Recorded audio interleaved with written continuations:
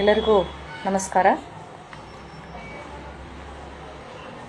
ಸಾಹಿತ್ಯ ಸಿಂಚನ ವೇದಿಕೆ, ಕನ್ನಡ ಸಾಹಿತ್ಯ ಪರಿಷತ್ತು, ಜಿಲ್ಲಾ ಘಟಕ ಬಾಗಲಕೋಟೆ ಇವರ ಸಹಯೋಗದಲ್ಲಿ ಆಯೋಜಿಸಿದ ಸಾಹಿತ್ಯ ಅವಲೋಕನ ಉಪನ್ಯಾಸ ಮಾಲಿಕೆಯ ಫೇಸ್ಬುಕ್ ಲೈವ್ ಮತ್ತು ಯೂಟ್ಯೂಬ್ ಕಾರ್ಯಕ್ರಮದ ಕನ್ನಡದ ಮನಸ್ಸುಗಳಿಗೆಲ್ಲ ಶುಭ ಸಂಜೆಯ ನಮಸ್ಕಾರಗಳನ್ನು ಸಲ್ಲಿಸುತ್ತೇನೆ.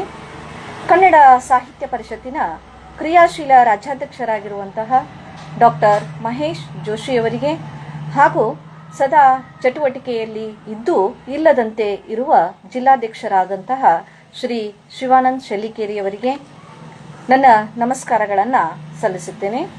ಹಾಗೂ ಈ ಕಾರ್ಯಕ್ರಮದ ಸಂಯೋಜಕರಾಗಿರುವಂತಹ ಶ್ರೀಮತಿ ಗೀತಾ ದಾನಶೆಟ್ಟಿಯವರು, ಗೌರವ ಕಾರ್ಯದರ್ಶಿಗಳಾಗಿರುವಂತಹ ಶ್ರೀಯುತ ಸಿದ್ದರಾಮ್ ಮರೋಳ್, ಹಾಗೆ ಗೌರವ ಕಾರ್ಯದರ್ಶಿಗಳಾಗಿರುವಂತಹ ಡಾಕ್ಟರ್ ಚಂದ್ರಶೇಖರ್ ಕಾಳನ್ನವರ್, ಹಾಗೆ ಗೌರವ ಕೋಶಾಧ್ಯಕ್ಷರಾಗಿರುವಂತಹ ಪ್ರೊಫೆಸರ್ CM ಜೋಶಿ ಹಾಗೂ ಸಹಕಾರವನ್ನು ನೀಡುತ್ತಿರುವಂತಹ ಶ್ರೀಯುತ ಕಾಸಿಂ ನದಾಫ್ ಅವರಿಗೂ ಕೂಡ ನಾನು ನಮಸ್ಕಾರಗಳನ್ನು ಸಲ್ಲಿಸ್ತಾ, ಅದೆಲ್ಲದಕ್ಕೂ ಹೆಚ್ಚಾಗಿ ನೊಂದ ಹೆಣ್ಣಿನ ಮನದ ನೋವಿನ ಮಿಡಿತಕ್ಕೆ ಸದಾ ಸ್ಪಂದಿಸುವ ಮನಸ್ಥಿತಿಯನ್ನು ಹೊಂದಿರುವಂತಹ ಡಾಕ್ಟರ್ ಮಲ್ಲಿಕಾ ಗಂಟಿ ಅಮ್ಮನವರಿಗೆ ನಾನು ನಮಸ್ಕಾರಗಳನ್ನು ಸಲ್ಲಿಸ್ತಾ, ಕನ್ನಡ ನಾಡಿನ ಖ್ಯಾತ ಸಾಹಿತಿಯು, ಕಥೆಗಾರ್ತಿಯು, ಕವಿತ್ರಿಯು, ಹಾಗೆ ನಾಟಕಕಾರ್ತಿಯಾಗಿ, ವಿಮರ್ಶಕಿಯಾಗಿ, ಮಹಿಳಾ ಪರ ಹೋರಾಟಗಾರ್ತಿಯಾಗಿರುವಂತಹ ಡಾಕ್ಟರ್ ಮಲ್ಲಿಕಾ ಗಂಟಿ ಅವರ ಬದುಕು ಮತ್ತು ಬರಹವನ್ನು ಕುರಿತು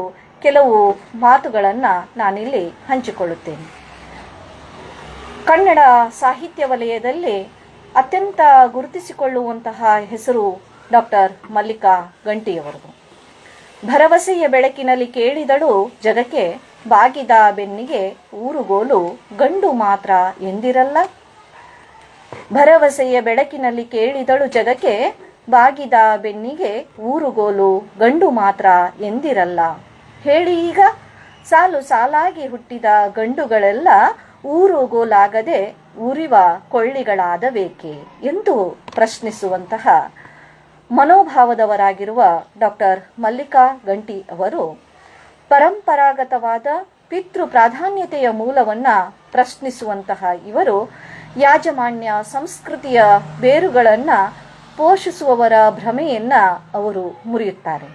ಹಾಗೆ ಭರವಸೆಯ ಬೆಳಕನ್ನು ಕಣ್ಣಲ್ಲಿ ತುಂಬಿಕೊಂಡು ಅಪುತ್ರಸ್ಯ ಗತಿರ್ನಾಸ್ತಿ ಎಂದು ನಮ್ಮ ಬೆನ್ನು ಬಾಗಿದಾಗ ಆಸರೆಯ ಊರುಗೋಲಾಗುವವರು ಗಂಡು ಮಾತ್ರ ಹೆಣ್ಣು ಅಲ್ಲ ಎಂಬ ಭ್ರಮೆಯಲ್ಲಿ ಇರುವಂಥವರಿಗೆ ಅವರು ಚಾಟಿ ಏಟನ್ನು ಕೊಡುತ್ತಾ, ಗಂಡುಗಳೇ, ಯಾವ ಗಂಡು ಊರುಗೋಲಾಗಬೇಕಿತ್ತೋ ಆ ಗಂಡುಗಳೇ ಉರಿವ ಕೊಳ್ಳಿಗಳಾದಾಗ ಬದುಕು ಹೇಗೆ ಅದು ಅವಾಂತರವಾಗುತ್ತದೆ ಎಂಬ ವಿಚಾರವನ್ನ ಅವರು ಈ ಒಂದು ವಾಸ್ತವದ ಸಂಗತಿಯನ್ನ ಅನಾವರಣ ಮಾಡ್ತಾ ಇರುವಂತಹ ಡಾಕ್ಟರ್ ಮಲ್ಲಿಕಾ ಗಂಟಿಯವರು ಏಪ್ರಿಲ್ 17, 1959 ವಿಜಯಪುರ ಜಿಲ್ಲೆಯ ಅಗಸಬಾಳ ಎಂಬ ಪುಟ್ಟ ಗ್ರಾಮದಲ್ಲಿ ಜನಿಸಿದವರು.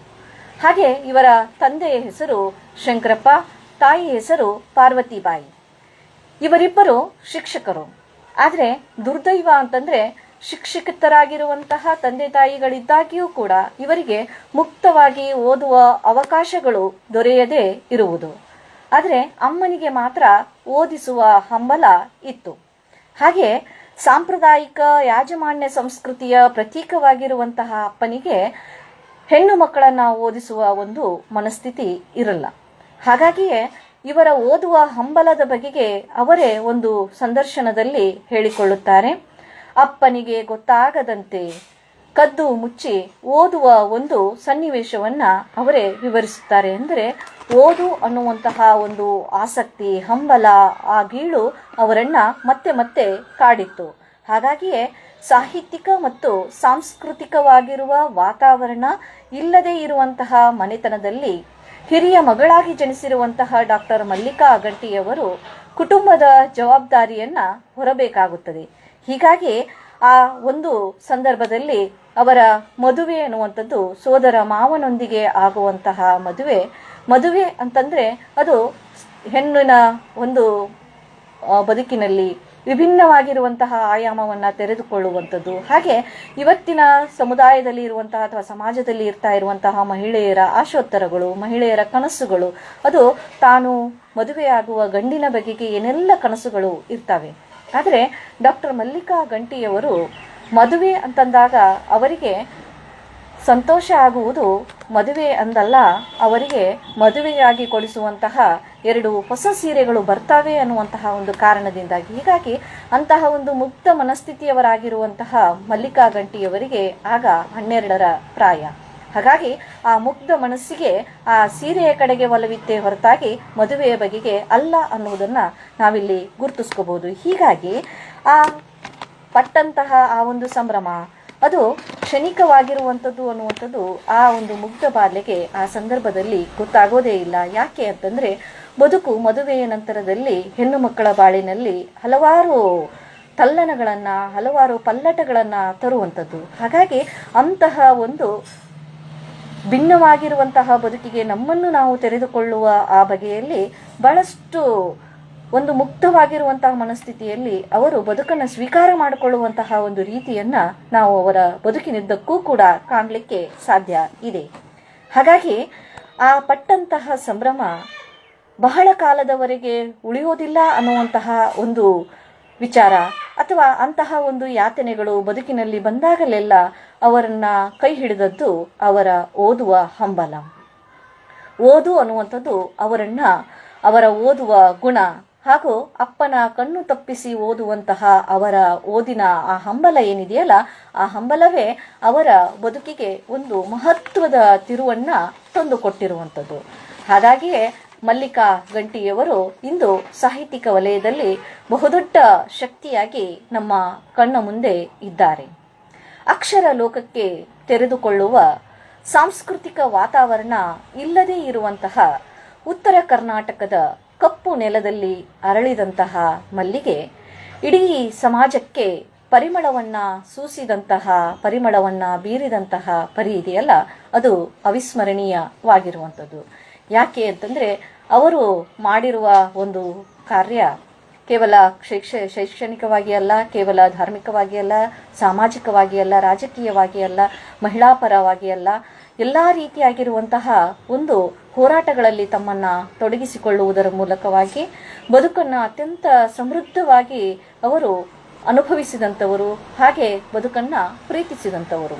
ಹಾಗಾಗಿಯೇ ಅವರ ಆ ಓದಿನ ಹಂಬಲ, ಹಾಗಾಗಿ ಆ ಓದುವ ಮತ್ತು ಓದಿಸುವ ವಾತಾವರಣ ಇಲ್ಲದೆ ಹೋದರೂ ಕೂಡ ಆ ಒಂದು ಸಂದರ್ಭದಲ್ಲಿ ಅವರು ಓದಿದ ಆ ಒಂದು ಗುಣ ಏನಿದೆ ಅಂತಂದರೆ ಅದು ಇಂದಿಗೂ ಕೂಡ ಹಲವಾರು ಜನ, ಸಾವಿರಾರು ವಿದ್ಯಾರ್ಥಿಗಳನ್ನು ಓದಿಸುವ, ಬರವಣಿಗೆಗೆ ತೊಡಗಿಸುವಂತಹ ಪ್ರಯತ್ನವನ್ನು ಇಂದಿಗೂ ಕೂಡ ಮುಂದುವರಿಸಿರುವುದನ್ನು ನಾವು ಗಮನಿಸಬಹುದು. ಹಾಗೆ ಅವರ ಒಂದು ಸಂದರ್ಶನದಲ್ಲಿ ಅವರೇ ಒಂದು ಕಡೆಗೆ ಒಂದು ಮಾತನ್ನು ಹೇಳ್ತಾರೆ. ಆ ಕಾಲ ಸಂದರ್ಭದಲ್ಲಿ ಅವರು ಓದುವಂಥ ಅಥವಾ ಅವರು ಚಿಕ್ಕವರಾಗಿರುವ ಒಂದು ಕಾಲ ಸಂದರ್ಭದಲ್ಲಿ ಓದು ಅನ್ನುವಂಥದ್ದು ಸಾರ್ವತ್ರಿಕವಾಗಿ ಅಥವಾ ಎಲ್ಲರೂ ಒಪ್ಪಿರುವಂತಹ ಒಂದು ಮನಸ್ಥಿತಿಯಲ್ಲಿ ಇರಲಿಲ್ಲ. ಹಾಗಾಗಿ ಶ್ರೀಮಂತ ವರ್ಗದವರು ಮಾತ್ರ, ಅದು ಹೆಣ್ಣುಮಕ್ಕಳಿಗೆ ಕೇವಲ 10ನೇ ತರಗತಿಯವರೆಗೆ ಮಾತ್ರ ಓದಿಸ್ತಿದ್ರು. ಆದರೆ 10ನೇ ತರಗತಿಯನ್ನು ಪಾಸು ಮಾಡಿದ ನಂತರದಲ್ಲಿ ಅವರು ತಮ್ಮ ಒಂದು ಉನ್ನತವಾಗಿರುವ ಒಂದು ಶಿಕ್ಷಣವನ್ನು ಪಡಿಬೇಕಾದ್ರೆ ಮನೆಯಲ್ಲಿ ತಿಂಗಳಾನುಗಟ್ಟಲೆ ಉಪವಾಸವನ್ನು ಮಾಡಿ ಆನಂತರದಲ್ಲಿ ಅವರಿಗೆ ಕಾಲೇಜಿಗೆ ಸೇರ್ಕೊಳ್ಬೇಕಾಗಿರುವ ಒಂದು ಅನಿವಾರ್ಯ ಪರಿಸ್ಥಿತಿ ಬಂದಿರುವುದನ್ನು ಅವರು ಹೇಳ್ತಾರೆ. ಹೀಗೆ ಅವರು ಕಾಲೇಜಿಗೆ ಸೇರಿರುವಂತಹ ಒಂದು ಸಂಗತಿ ಇದೆಯಲ್ಲ, ಅದು ಒಂದು ರೋಚಕವಾಗಿರುವ ಘಟನೆ. ಹಾಗಾಗಿ ಅವರ ಓದಿನ ಆ ಹಂಬಲಕ್ಕೆ ನಾಡಿನ ಖ್ಯಾತ ಕತೆಗಾರರಾಗಿರುವಂತಹ ಮತ್ತು ಕಾದಂಬರಿಕಾರರೂ ಆಗಿರುವಂತಹ ಬಸವರಾಜ್ ಕಟ್ಟಿಮನಿಯವರು ಕತೆ, ಕಾದಂಬರಿಗಳನ್ನುವಂತಹ ನೀರು ಗೊಬ್ಬರಗಳನ್ನು ಹಾಕಿ ಅವರು ಪೋಷಿಸಿದರು. ಹಾಗೆ ಧಾರವಾಡದ ಸಾಹಿತ್ಯಿಕ ಮತ್ತು ಸಾಂಸ್ಕೃತಿಕ ವಾತಾವರಣ ಅವರನ್ನು ಮತ್ತಷ್ಟು ಬೆಳೆಯಲಿಕ್ಕೆ ಪ್ರೇರೇಪಣೆಯನ್ನು ಒದಗಿಸ್ತು. ಹಾಗೆಯೇ ಆತ್ಮೀಯರ ವಿಚಾರಧಾರೆಗಳೆಲ್ಲವೂ ಕೂಡ ಅವರನ್ನು ಉನ್ನತ ಮಟ್ಟಕ್ಕೆ ಏರಿಸ್ತು. ಅಷ್ಟೇ ಅಲ್ಲ, ಅಕ್ಷರ ದ್ವೇಷಿಗಳ ಮಧ್ಯದಲ್ಲೂ ಕೂಡ ಆ ಓದುವ ಹಂಬಲವನ್ನು ಜೀವಂತವಾಗಿಟ್ಟುಕೊಳ್ಳುವಂತಹ ಒಂದು ಸಂದರ್ಭವನ್ನು ಈ ಎಲ್ಲ ಪ್ರೇರಕ ಶಕ್ತಿಗಳು ಅವರಿಗೆ ಚೈತನ್ಯವನ್ನು ಒದಗಿಸಿದವು. ಅಷ್ಟೇ ಅಲ್ಲ, ಕೌಟುಂಬಿಕ ವಲಯದಲ್ಲೂ ಕೂಡ ಅವರ ಅಜ್ಜಿ ಯಮನವ್ವ ಅವರಿಗೆ ಬಹಳಷ್ಟು ಪ್ರೇರಕವಾಗಿರುವಂತಹ ಒಂದು ದೊಡ್ಡ ಶಕ್ತಿಯಾಗುತ್ತಾರೆ. ಯಾಕೆ ಅಂತಂದ್ರೆ ಆ ಸ್ತ್ರೀ ಪರವಾಗಿರುವಂತಹ ಅಥವಾ ಸ್ತ್ರೀ ಸಂವೇದನೆ ಅನ್ನುವಂತಹ ಅಥವಾ ಪ್ರಗತಿಪರವಾಗಿರುವಂತಹ ಆ ಮಾತು ಅಥವಾ ಮನೋಭಾವ ಅನ್ನುವಂಥದ್ದನ್ನ ಡಾಕ್ಟರ್ ಮಲ್ಲಿಕಾ ಗಂಟಿಯವರು ಅಜ್ಜಿ ಯಮನವ್ವನಲ್ಲಿ ಕಂಡುಕೊಳ್ಳುತ್ತಾರೆ. ಹಾಗೆ ಗಂಡ ಗಣಪತಿ, ಕಾಕ ಪಕ್ಕಣ್ಣ ಹಾಗೂ ಅವ್ವ ಪಾರ್ವತಿ ಈ ಎಲ್ಲರ ಒಂದು ಸಹಕಾರ, ಇವರೆಲ್ಲರ ಪ್ರೋತ್ಸಾಹ ಇವರನ್ನ ಓದಿಸಲಿಕ್ಕೆ ಮತ್ತು ಸಮಾಜದಲ್ಲಿ ಅವರು ಮುಂದುವರಿಲಿಕ್ಕೆ ಅದು ಕಾರಣ ಆಗತ್ತೆ ಅನ್ನುವುದನ್ನ ಅವರೇ ಒಂದು ಕಡೆಗೆ ಹೇಳುತ್ತಾರೆ. ಹೀಗಾಗಿ ಬದುಕು ಮತ್ತು ಬರಹವನ್ನ ಭಿನ್ನ ಅಂತ ಅನ್ಕೊಳ್ದೇನೆ ಅವೆರಡನ್ನೂ ಕೂಡ ಒಟ್ಟೊಟ್ಟಿಗೆ ಬದುಕನ್ನ ನಡೆಸಿದಂಥವರು. ಹಾಗಾಗಿಯೇ ಬರೆಯುವುದು ಕೈಗೂಲಿಯಲ್ಲ, ಅದೊಂದು ಜವಾಬ್ದಾರಿಯುತ ಕಾಯಕ. ಬರೆಯುವ ಒತ್ತಡ ತೀವ್ರಗೊಂಡಾಗ ನಾನು ಬರೆಯುವೆ, ಅದಕ್ಕಿಂತಲೂ ತೀವ್ರಗತಿಯಲ್ಲಿ ಬದುಕಿಗೆ ನಾನು ಚಾಚಿಕೊಳ್ಳುವೆ ಅಂತ ಹೇಳ್ತಾರೆ. ಅಂದ್ರೆ ಇಲ್ಲಿ ಬರೆಯುವಂತಹ ಒಂದು ಕ್ರಿಯೆ ಅದೊಂದು ಕೈಗೂಲಿ ಅಲ್ಲ, ಆದರೆ ಅದೊಂದು ಜವಾಬ್ದಾರಿಯುತವಾಗಿರುವಂತಹ ಕಾಯಕ. ಯಾಕೆ ಅಂತಂದ್ರೆ ಬರವಣಿಗೆ ಅದು ಒಂದು ಕಡೆಗೆ ದಾಖಲಾಗುತ್ತದೆ. ಹಾಗಾಗಿ ದಾಖಲಾಗುವ ಆ ಬರವಣಿಗೆಯಲ್ಲಿ ನಾವು ಏನನ್ನ ಬರೆಯುತ್ತಿದ್ದೇವೆ, ಯಾವ ಒಂದು ಅಕ್ಷರವನ್ನ ಬರೆಯುತ್ತಿದ್ದೇವೆ, ಯಾವ ಒಂದು ಮೌಲ್ಯಗಳನ್ನ ಬರೆಯುತ್ತಿದ್ದೇವೆ ಅನ್ನುವ ಒಂದು ವ್ಯವಧಾನ ನಮಗೆ ಇರಬೇಕಾಗುತ್ತದೆ. ಹಾಗಾಗಿ ಅವರು ಜವಾಬ್ದಾರಿಯುತವಾಗಿರುವಂತಹ ಕಾಯಕವನ್ನ ಅತ್ಯಂತ ಸಮರ್ಥವಾಗಿ ಅವರು ರೂಢಿಸಿಕೊಂಡು ಬಂದಂಥವರು. ಹಾಗಾಗಿ ಬರೆಯುವ ಒತ್ತಡ ತೀವ್ರಗೊಂಡಾಗಲೆಲ್ಲ ಅವರು ಬರೀಲಿಕ್ಕೆ ತೊಡಗ್ತಾ ಇರುವಂಥದ್ದು. ಹಾಗೆ ಬರೀಲಿಕ್ಕೆ ತೊಡಗಿಕೊಳ್ಳುವುದಷ್ಟೇ ಅಲ್ಲ, ಅದರ ಬದುಕಿನ ಬಗೆಗೆ ಅವರು ಚಾಚಿಕೊಳ್ಳುವ ಒಂದು ಕ್ರಿಯೆ ಏನಿದೆಯಲ್ಲ, ಅದು ಬದುಕನ್ನ ಪ್ರೀತಿಸುವಂತಹ ಒಂದು ಅಮಿತವಾಗಿರುವಂತಹ ಒಂದು ಪ್ರೇಮ. ಹೀಗಾಗಿ ಅವರು ಬದುಕನ್ನ ಪ್ರೀತಿಸಿದಂಥವರು. ಹಾಗಾಗಿಯೇ ಇವರ ಒಂದು ಕೃತಿಗಳಲ್ಲಿ ಸಹಜವಾಗಿಯೇ ಒಂದು ಮಹಿಳಾ ಸಂವೇದನೆಯನ್ನ ನಾವು ಗುರುತಿಸ್ಕೊಳ್ಳಿಕ್ಕೆ ಸಾಧ್ಯ ಆಗತ್ತೆ. ಹಾಗೆ ಇವರ ವಿದ್ಯಾಭ್ಯಾಸ ಹಂಗರಗಿ, ಬದಾಮಿ, ಜಮಖಂಡಿ, ಧಾರವಾಡಗಳಲ್ಲಿ ನಡೆಯಿತು. ಬಾಗಲಕೋಟೆಯ ಬಸವೇಶ್ವರ ವೀರಶೈವ ವಿದ್ಯಾವರ್ಧಕ ಸಂಘದಲ್ಲಿ ಅವರ ಶಿಕ್ಷಣ ಮುಂದುವರಿತಾ ಹೋಗುತ್ತೆ. ಅವರು ಒಂದು ಹಳೆಯ ವಿದ್ಯಾರ್ಥಿಗಳ ಸಂಘದ ಒಂದು ಕಾರ್ಯಕ್ರಮದಲ್ಲಿ ಮಾತಾಡ್ತಾ ಇರುವಾಗ ಆ ಅನುಭವಗಳನ್ನು ಅವರು ಹಂಚಿಕೊಂಡ್ರು. ಅಂದರೆ ಬದಾಮಿಯಿಂದ ಬಾಗಲಕೋಟೆಗೆ ಬರುವ ಹೊತ್ತಿನಲ್ಲಿ ಅವರು ರೈಲಿಗೆ ಬರಬೇಕಾಗ್ತಾ ಇತ್ತು. 4-6 ಜನ ಗೆಳತಿಯರೊಂದಿಗೆ ಅವರು ಬರ್ತಾ ಇದ್ರು.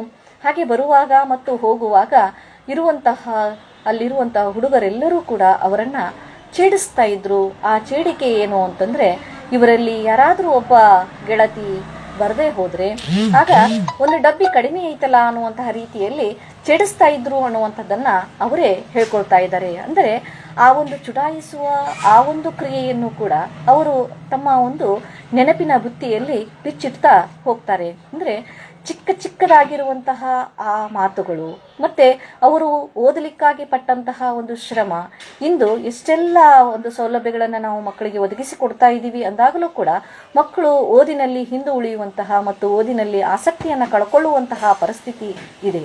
ಆದರೆ ಆ ಒಂದು ಸಂದರ್ಭದಲ್ಲಿ ಓದಿನಲ್ಲಿ ಅತ್ಯಂತ ಉತ್ಸಾಹವನ್ನು ಇಟ್ಕೊಂಡು, ಹಂಬಲವನ್ನು ಇಟ್ಕೊಂಡು ಅವರು ಊರಿಂದ ಊರಿಗೆ ಬಂದು ಕಲಿತು ಆ ಒಂದು ಜ್ಞಾನವನ್ನ ಇಡೀ ಜಗತ್ತಿಗೆ ಪಸರಿಸುವಂತಹ ಕೆಲಸವನ್ನ ಮಾಡುವಂತಹ ಈ ಒಂದು ಸಂದರ್ಭದಲ್ಲಿಯೂ ಕೂಡ ಅವರು ಮಾಡ್ತಾ ಇರೋದು ಬಹಳ ಶ್ಲಾಘನೀಯವಾಗಿರುವಂತಹ ಒಂದು ಸಂಗತಿ. ಕನ್ನಡದಲ್ಲಿ ಮಹಿಳಾ ಕಥಾ ಸಾಹಿತ್ಯ ಅನ್ನುವಂತಹ ಒಂದು ಪ್ರಬಂಧವನ್ನ ಅವರು ಡಾಕ್ಟರ್ ವೀರಣ್ಣ ರಾಜೂರವರ ಮಾರ್ಗದರ್ಶನದಲ್ಲಿ ಕರ್ನಾಟಕ ವಿಶ್ವವಿದ್ಯಾಲಯ ಧಾರವಾಡದಿಂದ ಅವರು ಡಾಕ್ಟರೇಟ್ ಪದವಿಯನ್ನ ಪಡೆದರು. ಆ ಒಂದು ಸಂದರ್ಭದಲ್ಲಿ ಮಹಿಳಾ ಕಥಾ ಸಾಹಿತ್ಯದಲ್ಲಿ ಅಭಿವ್ಯಕ್ತಗೊಳ್ಳುವಂತಹ ಮಹಿಳೆಯ ನೋವು ಸಂಕಟಗಳನ್ನು ಅವರು ಅನಾವರಣ ಮಾಡ್ತಾ ಸಾಮಾಜಿಕ ಸಂದರ್ಭದಲ್ಲೂ ಕೂಡ ಮಹಿಳೆಗೆ ಆಗುವಂತಹ ಆತಂಕಗಳು, ಮಹಿಳೆಯಲ್ಲಿ ಇರುವಂತಹ ಗುಣಗಳು, ಅವೆಲ್ಲವುಗಳ ಬಗೆಗೆ ಅವರು ತಮ್ಮ ಬದುಕಿನುದ್ದಕ್ಕೂ ಚರ್ಚಿಸ್ತಾ ಹೋಗ್ತಾರೆ. ಅಷ್ಟೇ ಅಲ್ಲ, ಎಲ್ಲ ಮಹಿಳೆಯರಿಗೂ ಕೂಡ ಅವರು ಹೇಳುವ ಮಾತು ಏನು ಅಂತಂದ್ರೆ, ಪ್ರತಿಯೊಬ್ಬ ಹೆಣ್ಣು ಮಕ್ಕಳು ಬರಿಬೇಕು, ಹೊಸ್ತಿಲನ್ನು ಬಿಟ್ಟು ಹೊರಗೆ ಬರಬೇಕು. ಯಾಕೆ ಹೊಸ್ತಿಲನ್ನು ಬಿಟ್ಟು ನೀವು ಹೊರಗೆ ಬರುವುದಿಲ್ಲ? ಸಾಹಿತ್ಯಿಕ ವಲಯದಲ್ಲಿ ಹೆಚ್ಚೆಚ್ಚು ತೆರೆದುಕೊಳ್ಳುವಂತಹ ಒಂದು ಕೆಲಸ ಹೆಣ್ಣುಮಕ್ಕಳಿಂದ ಆಗಬೇಕಾಗಿದೆ ಅನ್ನುವ ಒಂದು ಆಶಯವನ್ನ ಅವರು ಅಭಿವ್ಯಕ್ತ ಪಡಿಸ್ತಾ ಇದ್ದಾರೆ. ಹಾಗೆಯೇ ಭರವಸೆಯ ಬೆಳಕಿನಲ್ಲಿ ತಮ್ಮ ಬದುಕಿನೊಂದಿಗೆ ತಮ್ಮ ಸುತ್ತಮುತ್ತಲಿನವರ ಒಂದು ಬದುಕಿಗೂ ಕೂಡ ಅವರು ದಾರಿದೀಪ ಆದಂಥವರು. ಹಾಗೆ ಮಲ್ಲಮ್ಮ ಸಾಹಿತ್ಯ ಲೋಕದಲ್ಲಿ ಅರಳಿತು ಮಲ್ಲಿಕಾ ಆಗಿ. ಹೀಗೆ ಪೃಥ್ವಿ ಅನ್ನುವಂತಹ ಒಂದು ಪತ್ರಿಕೆಯಲ್ಲಿ ಕೆಲವು ಕವನಗಳು ಪ್ರಕಟಗೊಳ್ಳುವುದರ ಮೂಲಕವಾಗಿ ಆರಂಭಗೊಂಡಂತಹ ಅವರ ಸಾಹಿತ್ಯಿಕ ಪಯಣ ಅದು ಮುಂದೆ ಸಾಕ್ತಾ ಸಾಕ್ತಾ ಸಾಕಷ್ಟು ಕವನ ಸಂಕಲನಗಳನ್ನು, ವಿಮರ್ಶಾ ಲೇಖನಗಳನ್ನು, ಸಂಪಾದನೆಗಳನ್ನು, ಜೀವನ ಚರಿತ್ರೆ, ನಾಟಕ ಹೀಗೆ ಹಲವು ಆಯಾಮಗಳಲ್ಲಿ ತೆರೆದುಕೊಳ್ಳುತ್ತಾ ಸಾಗುತ್ತದೆ. ತುಳಿಯದಿರಿ ನನ್ನ, ಈ ಹೆಣ್ಣುಗಳೇ ಹೀಗೆ, ರೊಟ್ಟಿ ಮತ್ತು ಹುಡುಗಿ, ಬೆಲ್ಲದಚ್ಚು ಮತ್ತು ಇರುವೆ ದಂಡು ಎಂಬ ಕವನ ಸಂಕಲನಗಳನ್ನು, ಜಾಜ, ಒಂದು ಬಾವಿಯ ಸುತ್ತ, ದಫನ ಎಂಬ ನಾಟಕಗಳನ್ನು, ಕನ್ನಡದ ಕತೆಗಾರ್ತಿಯರು, ತನುಕರಗದವರಲ್ಲಿ, ಧರಣಿಯ ಮೇಲೊಂದು, ಒಳಗೆ ಸತ್ತು ಹೊರಗೆ ವಿಮರ್ಶಾ ಲೇಖನಗಳನ್ನು ಅವರು ಬರಿತಾ ಹೋಗಿದ್ದಾರೆ. ಸೊಲ್ಲು, ಮಹಿಳಾ ಸಾಹಿತ್ಯ, ತನುವ ನೇಗಿಲ ಮಾಡಿ, ಮುತ್ತು ಬಂದಿದೆ ಕೇರಿಗೆ, ನಮ್ಮ ಕಣ್ಣಲ್ಲಿ ನೀರು, ದಲಿತ ಸಾಹಿತ್ಯ ಮತ್ತು ಚಳುವಳಿ, ಮಹಿಳಾ ಸಾಂಸ್ಕೃತಿಕ ಮಾಲಿಕೆ, ಅಣಿಕೇತನ, ನುಡಿ ಸೊಬಗು, ನುಡಿವ ಬೆಡಗು, ಕಪ್ಪು ಕಾಲಿನ ಕಡಗ, ಮಹಿಳಾ ಅಧ್ಯಯನ ಹೀಗೆ ಹಲವಾರು ಕೃತಿಗಳನ್ನು ಕೊಡ್ತಾ ಹೋಗ್ತಾ ಇದ್ದಾರೆ. ಹಾಗೆ ಸಾಕಷ್ಟು ಜೀವನ ಚರಿತ್ರೆಗಳನ್ನು ಕೂಡ ಅವರು ಬರಿತಾ ಹೋಗಿದ್ದಾರೆ. ಕನಕದಾಸರು, ಕಾಳಿದಾಸ, ಸಂಗೊಳ್ಳಿ ರಾಯಣ್ಣ, ಇಟಗಿ ಭೀಮಾಂಬಿಕೆ, ಸಜ್ಜಲಗುಡ್ಡದ ಶರಣಮ್ಮ, ಅಹಲ್ಯಾಬಾಯಿ ಹೋಳ್ಕರ್, ಬೊಮ್ಮಗೊಂಡೇಶ್ವರ, ಜ್ಯೋತಿಬಾ ಫುಲೆ, ಮಾಲಿಂಗರಾಯ, ಬೀರಪ್ಪ ಹೀಗೆ 50ಕ್ಕೂ ಹೆಚ್ಚು ಲೇಖನಗಳನ್ನು ಅವರು ಬರಿತಾ ಹೋಗಿದ್ದಾರೆ. ಹಾಗೆ 2 ಸಂಶೋಧನಾ ಯೋಜನೆಗಳನ್ನು ಕೂಡ ಅವರು ಪೂರೈಸಿದ್ದಾರೆ. ಉತ್ತರ ಕರ್ನಾಟಕದ ನೆಲದ ಬಣಿಯನ್ನ ತಮ್ಮ ಸಾಹಿತ್ಯದಲ್ಲಿ ಸಹಜವಾಗಿಯೇ ಚಿತ್ರಿಸುವಂತಹ ಮಲ್ಲಿಕಾ ಅವರು ಸಿಕ್ಕ ಅವಕಾಶಗಳನ್ನೆಲ್ಲ ಸಮರ್ಥವಾಗಿ ಬಳಸಿಕೊಂಡವರು.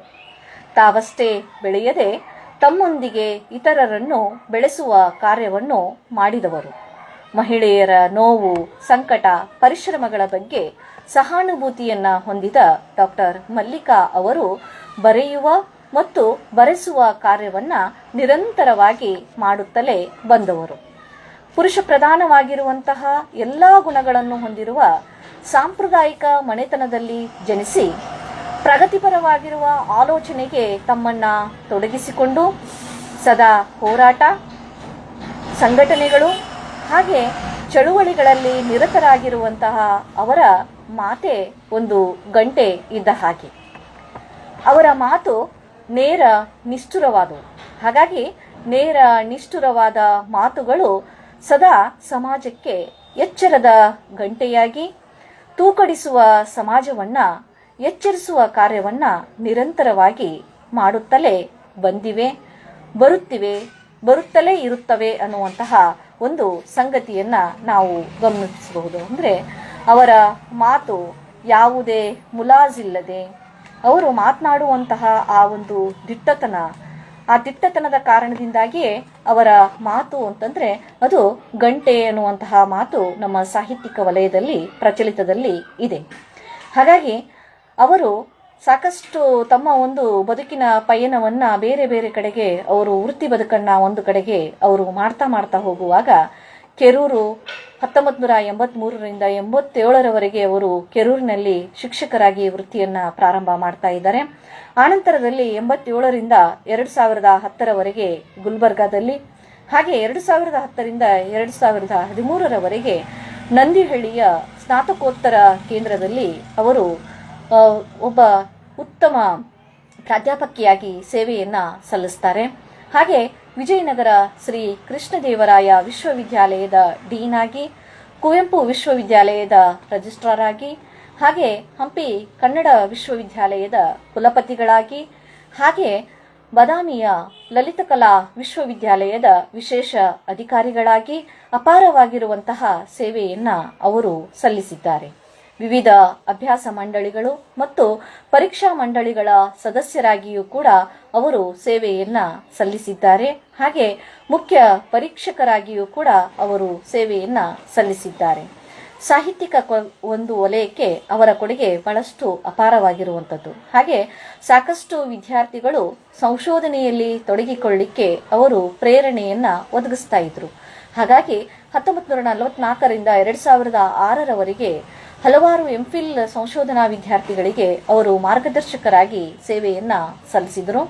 ಆ ಒಂದು ಸಂದರ್ಭದಲ್ಲಿ ಕಟ್ಟಿಮನಿಯವರ ಕಾದಂಬರಿಗಳಲ್ಲಿ ಸ್ತ್ರೀ, ಗೋದಾನ ಮತ್ತು ಚೋಮನದುಡಿ, ಹೈದರಾಬಾದ್ ಕರ್ನಾಟಕದ ರಜಾಕಾರರು ಮತ್ತು ಸಾಹಿತ್ಯಿಕ ಅಧ್ಯಯನ, ಊರುಕೇರಿ ಒಂದು ಅಧ್ಯಯನ, ದುಮ್ನಿ ಬೆಳಗಲಿ ಅವರ ದೇವದಾಸಿ ಕಾದಂಬರಿ ಒಂದು ಅಧ್ಯಯನ, ಹಾಗೆ ಕುಮಾರಸ್ವಾಮಿ ಒಂದು ಜನಪದಿಯ ಅಧ್ಯಯನ, ಮುಂಜಾವು ಕಾದಂಬರಿ ಒಂದು ಅಧ್ಯಯನ, ಬಾಲಬಸವರು ಒಂದು ಅಧ್ಯಯನ, ವ್ಯಾಸ ಬಲ್ಲಾಳರ ಬಂಡಾಯ ಯಾಮಿನಿ ಎನ್ನುವಂತಹ ಒಂದು ಕೃತಿಯನ್ನ ಕುರಿತು, ಹಾಗೆ ಪಿ ಬಸೀರವರ ನಾಟಕಗಳು ಒಂದು ಅಧ್ಯಯನ, ಕಟ್ಟಿಮನಿಯವರ ಸಣ್ಣ ಕಥೆಗಳ ಒಂದು ಅಧ್ಯಯನ, ಅಲ್ಲದೆ ಬೆಳಗೆರಿ ಜಾನಕಮ್ಮ, ಗ್ರಾಮಾಯಣ ಸಾಂಸ್ಕೃತಿಕ ಅಧ್ಯಯನ, ಹಾಗೆ ದುಮ್ನಿ ಬೆಳಗಲಿ ಅವರ ಕಥೆಗಳು ಒಂದು ಅಧ್ಯಯನ, ಚದುರಂಗರ ವೈಶಾಖ,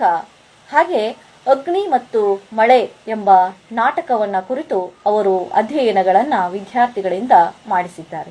ಹೊಸಗನ್ನಡ ಸಾಹಿತ್ಯ ಲೋಕದ ಕಡೆಗೆ ಒಲವು ಇರುವಂತಹ ಡಾಕ್ಟರ್ ಮಲ್ಲಿಕಾ ಗಂಟಿಯವರು ಹೆಚ್ಚು ಕತೆ ಕಾದಂಬರಿಗಳಿಗೆ ವಿದ್ಯಾರ್ಥಿಗಳಲ್ಲಿ ಒಂದು ಸಂಶೋಧನಾತ್ಮಕವಾಗಿರುವಂತಹ ಒಂದು ಆಸಕ್ತಿಯನ್ನ ಕೆರಳಿಸುವಂತಹ ಮತ್ತು ಅವರಿಗೆ ಪ್ರೋತ್ಸಾಹಿಸುವಂತಹ ಕೆಲಸವನ್ನ ಅವರು ಮಾಡಿದ್ದಾರೆ. ಹಾಗೆಯೇ PhD ಮಾರ್ಗದರ್ಶಕರಾಗಿಯೂ ಕೂಡ ಅವರು ಸಾಕಷ್ಟು ವಿದ್ಯಾರ್ಥಿಗಳಿಗೆ ಮಾರ್ಗದರ್ಶನವನ್ನ ಮಾಡಿದ್ದಾರೆ.